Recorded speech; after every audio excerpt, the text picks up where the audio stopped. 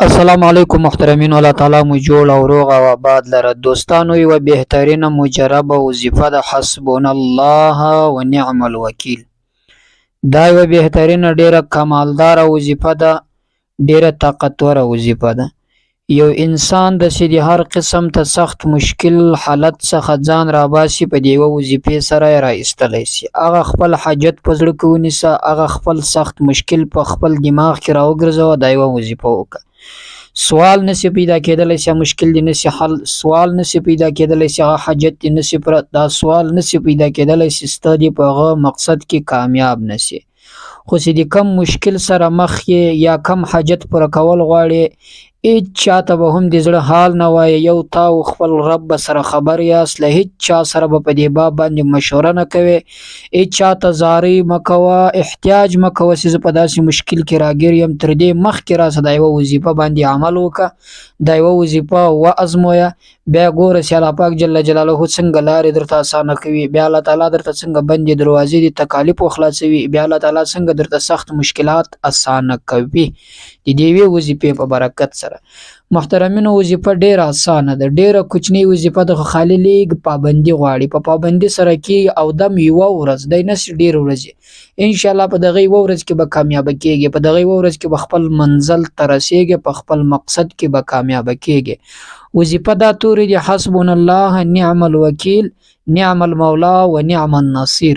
په دې کې دغه اولینه وظیفه چې د نبی علیه الصلاۃ والسلام هم ډیره ویله، ځکه چې دا د حاجاتو د جړ لپاره، مثلا چې هر قسم ته حاجات لري در پر کوي او هر قسم ته سخت مشکل وي، دغه بیا خو بنیاد باسي، هغه سخت مشکل له مابین څخه فورا دغه یوه وظیفه ختموي، ځکه چې په دې کې ډیر زیات کمال پروت ده په دغه وظیفه کې چې د اولینه د حسبنا الله نعم الوکیل، او دا بله چې بیا ورسره ملګری کې نعم المولا و نعم النصير. په دې کې الله پاک جل جلاله بل غوندې کمال یې ده.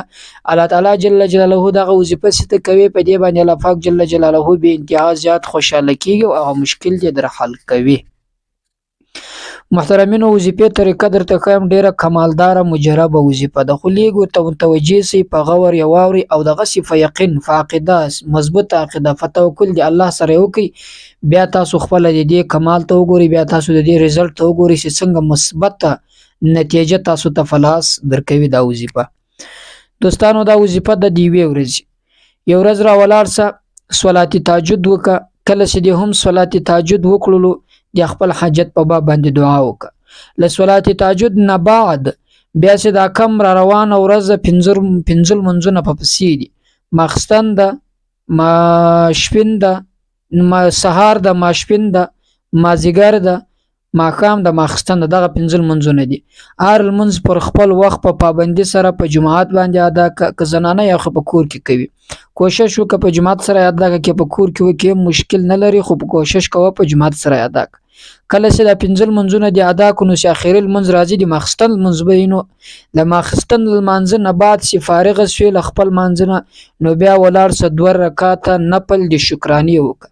نو اکثره خلکو به د شکرانې لمونځ نه وي زده، خو هغه رقم لمونځ ده لکه صلات نفل، خالي په دې کې صلات شکرانه یا صلات شکر یادوه.